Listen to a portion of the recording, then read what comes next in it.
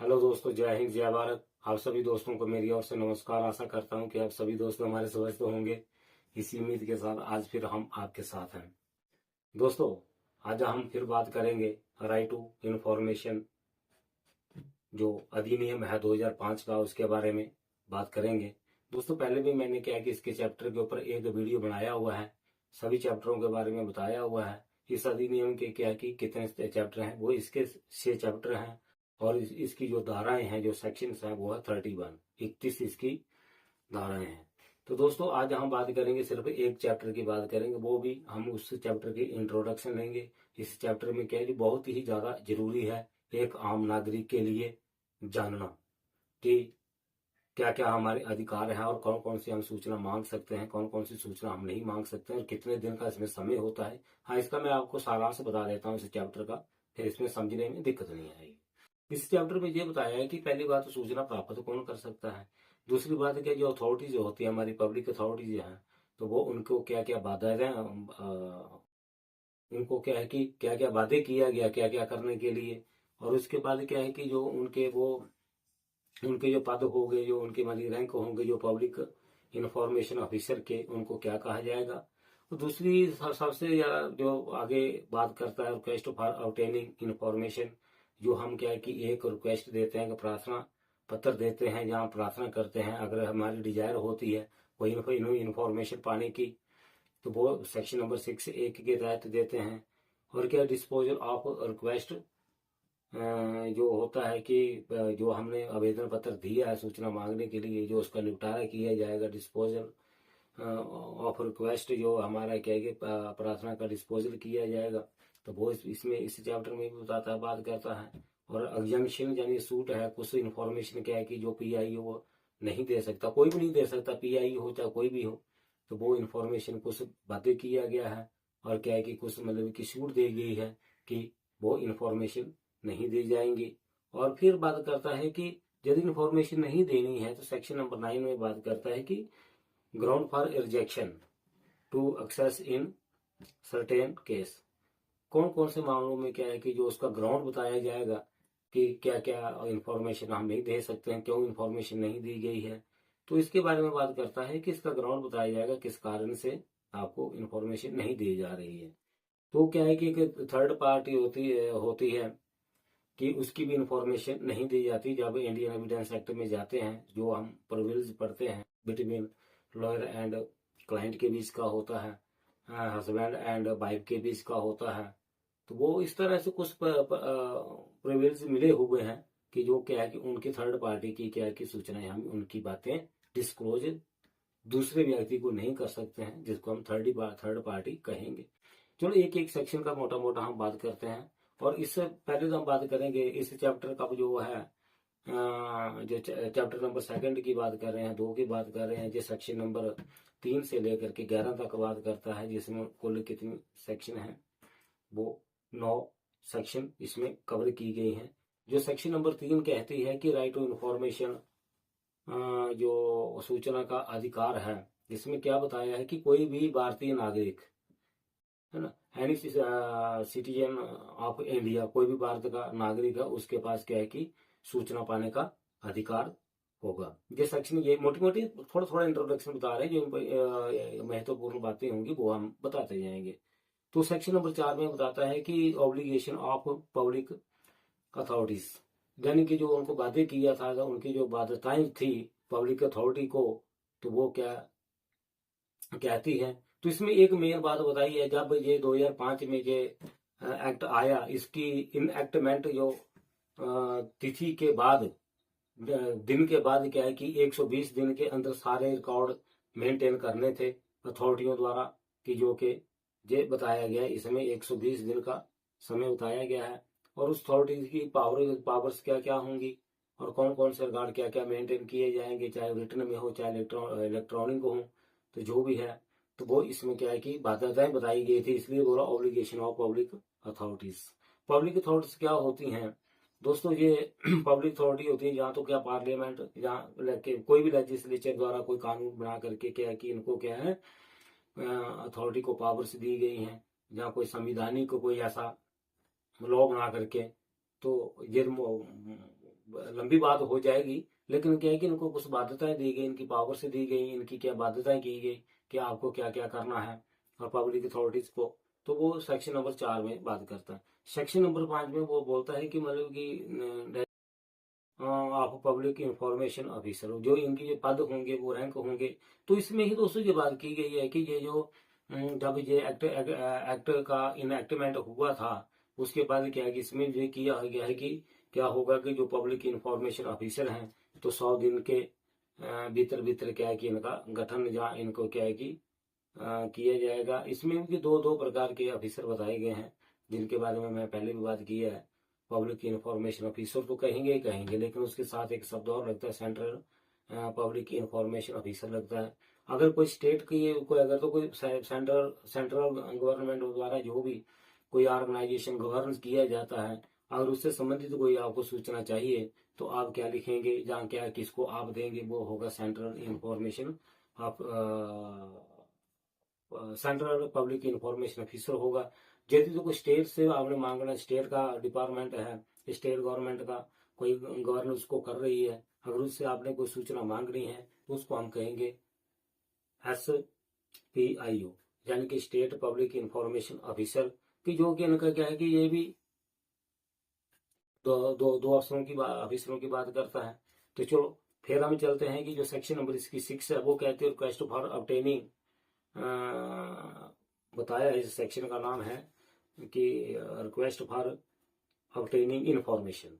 जो इसके बारे में बताया है कि इंफॉर्मेशन जो है वो उसके लिए क्या, इंफॉर्मेशन के लिए कि सबसे ज्यादा इंपॉर्टेंट सेक्शन यही है, जो एक के अनुसार क्या करता है कि जो सूचना प्राप्त करता है, क्या कि इसके अनुसार क्या आवेदन करता है कि मुझे कौन सी सूचना दी जाए। अगर एक पर्सन डिजायर्स, अगर एक व्यक्ति क्या करता है कि डिजायर करता है, या व्यक्ति करता है या ग्रुप करता है, कोई भी है, इंफॉर्मेशन के लिए क्या है कि अगर कोई डिजायर करे, तो वो क्या है कि उसकी इंफॉर्मेशन उसको क्या PIO को देंगे। हाँ, उनकी भी कुछ बाध्यताएं हैं, तो वो बात करेंगे, बाद में करेंगे कि कैसे कैसे इंफॉर्मेशन देनी है और कैसे कैसे क्या। सबसे बड़ी इंपॉर्टेंट ये बात ये है कि जब हम क्या है कि एप्लीकेशन लिखेंगे, हमारे मन में ये बात आती है कि हम कौन सी भाषा में लिखें। तो इसमें ये बात बताएगी ऑफिशियल लैंग्वेज। ऑफिशियल लैंग्वेज होती है हमारी राजभाषा। हमारे भारत की राष्ट्रीय भाषा नहीं है, हमारे भारत की है राजभाषा। इसमें राजभाषा के बारे में बात करता है, इंग्लिश में लिखी जाएगी, तो यहाँ हिंदी में लिखो। तो यहाँ तो उनकी जो देयर लोकल लैंग्वेज होती हैं, जो संविधान के 8वीं सूची में जैसे 22 भाषाएं हैं, अगर तो किसी राज्य ने क्या किया, किसी स्टेट ने अपनी ऑफिशियल लैंग्वेज बनाया है, और उसको क्या है कि उसमें भी क्या है कि वो इंफॉर्मेशन मांग सकता है। वो कम्युनिकेट का तरीका बताया है कि आप कौन सी भाषा में कम्युनिकेट करेंगे, कौन सी भाषा में आप संपर्क करेंगे। इसमें ये बात बताया है। आप हिंदी में लिख दीजिए, अगर इंग्लिश आती है इंग्लिश में लिख दीजिए, हिंदी में लिख दीजिए। अगर आप किसी स्टेट से मांग रहे हैं, तो आप जरूरी आप अपनी ऑफिशियल लैंग्वेज में जो भी उसकी वहां की है, जैसे हमारी डोगरी भाषा को भी हमने ऑफिशियल लैंग्वेज नहीं बनाया है। हमारी राजभाषा भी JNK में हमने नहीं बनाई है। तो क्या है कि जब इसकी राजभाषा हो जाएगी, तो इसमें भी आप दे सकते हैं। तो इस प्रकार से क्या है कि इसमें कुछ प्रोविजंस बताए हैं कि इंफॉर्मेशन मांगने के। तो मोटे तौर पर फिर हम कहीं एक एक को लेकर के बात करेंगे, क्योंकि इतनी जल्दी किसी लोग को समझना आसान नहीं होता। लेकिन मोटी मोटी अगर हमें जानकारी हो जाती है, तो बहुत सी बातें क्या है कि जो स्पष्ट हो जाता है कि इसमें ये बातें हैं। जो भी जब भी कहीं संबंधित बात होगी, तो इसी चैप्टर में जाकर के उसी सेक्शन को सीधा हम क्या है कि पकड़ लेंगे और उसी में ही ढूंढने का प्रयास करेंगे। तो बहुत से आप यूट्यूब पर देखे होंगे, खालास एक 10 मिनट के अंदर लो खालास, पूरी उम्र बीत जाती है। ऐसा नहीं होता, कोई कुछ नहीं है। हाँ, हमारे प्रयास होते हैं। मैं प्रयास कर रहा हूँ आपको बताने का, आगे आपको समझ आती है या नहीं आती है, या मैं समझा पा रहा हूँ, ये भी मुझे पता नहीं है। तो ये कोशिश होती है। कोई भी कानून कायदा, कोई भी लॉ है, कोई भी विधि है, इतनी जल्दी समझना आसान नहीं होता है, या इतनी जल्दी इसको खालास करना जरूरी नहीं होता। हाँ, एक क्या है कि हमारे आईने की तरह हमारे सामने ये आ जाए कि इस चैप्टर में क्या है, कितना क्या है, कहाँ क्या लिखा हुआ है।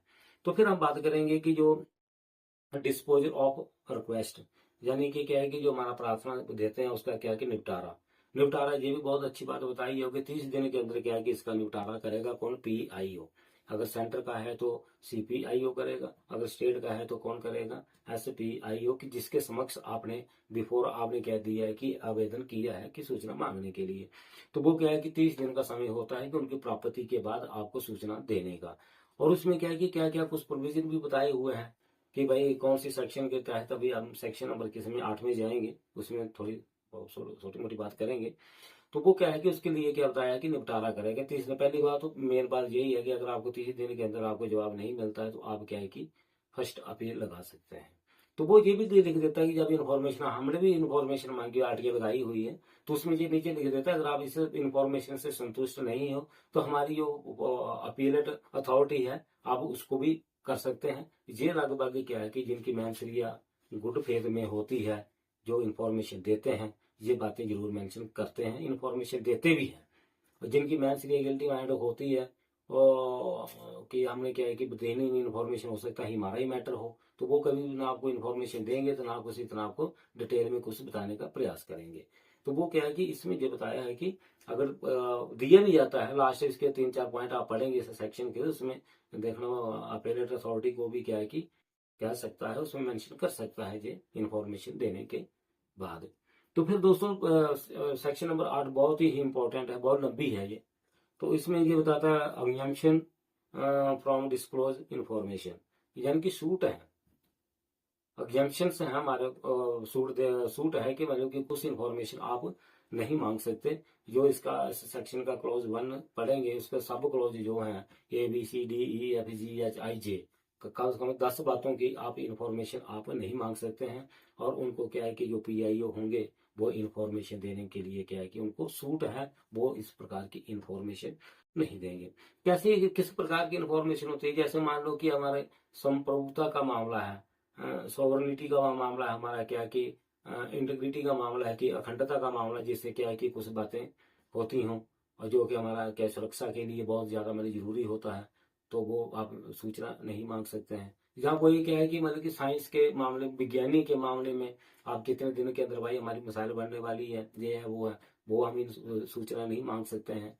तो इस तरह से कई है कि जैसे मान लो कि कोई मामला कोर्ट में चल रहा है और उसके बारे में अगर आप सूचना मांग रहे हो तो वो भी क्या है कि आप सूचना नहीं मांग सकते हैं।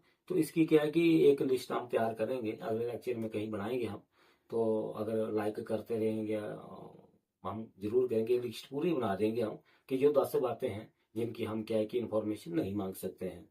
तो फिर क्या है कि ground for rejection to access in certain case, कुछ मामलों में क्या है कि जो ग्राउंड आप रिजेक्शन बताना पड़ेगा किसको, PIO को, कि किस कारण से क्या है कि आपकी इन्फॉर्मेशन नहीं दी जा रही है, या 8 का हवाला दे करके, कौन से सब क्लोज का हवाला दे करके आपकी इन्फॉर्मेशन नहीं दी, लेकिन ग्राउंड बताने पड़ेंगे इसमें इस कारण से आपको इन्फॉर्मेशन नहीं दी जा रही।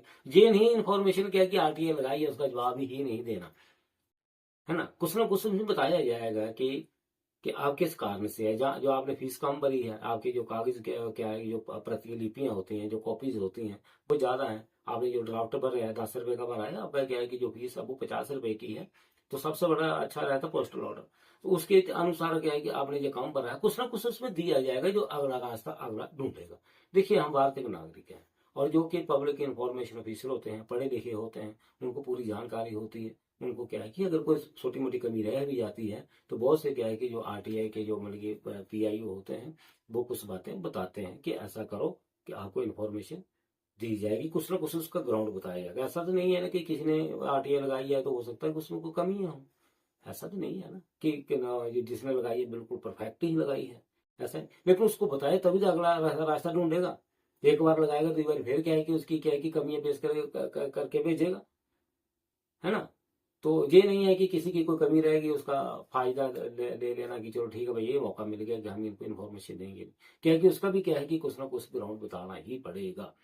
तो फिर दोस्तों शायद सबसे बड़ी बात यह है कि थर्ड पार्टी इन्फॉर्मेशन, क्या जो थर्ड पार्टी की आप इन्फॉर्मेशन मांगते हैं, मान लो किसी पति पत्नी का बीच का आपस आपस का मामला है, तो वो क्या है कि उसमें इसमें भी क्या है कि इंडियन एविडेंस एक्ट में जहाँ भारतीय साक्ष्य अधिनियम के अंदर कुछ सेक्शन है जो प्रोविजन मिले हुए हैं। जैसे मान लो कि वकील और क्लाइंट के बीच बात होती है, उसके क्या है कि मतलब क्या कोर्ट उसको क्या है कि साक्षी के तौर पर नहीं पूछ सकते, पति पत्नी के बीच की बातें हैं उसको साक्षी के तौर पर नहीं पूछ सकते हैं।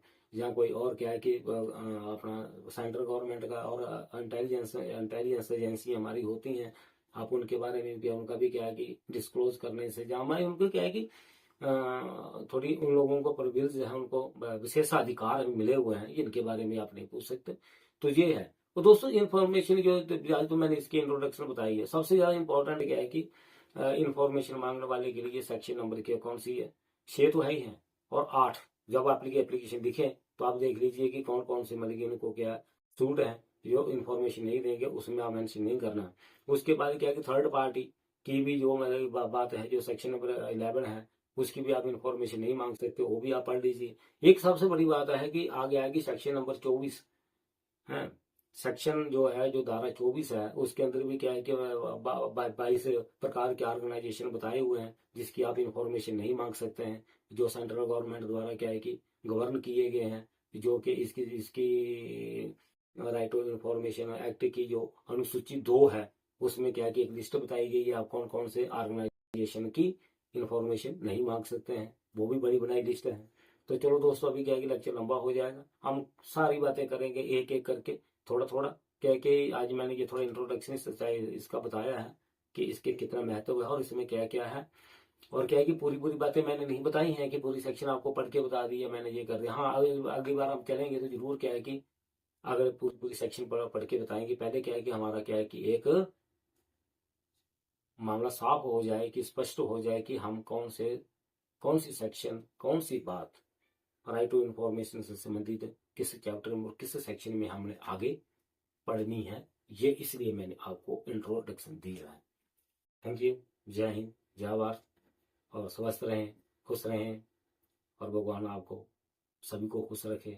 आप जिस भी सुप्रीम पावर पर विश्वास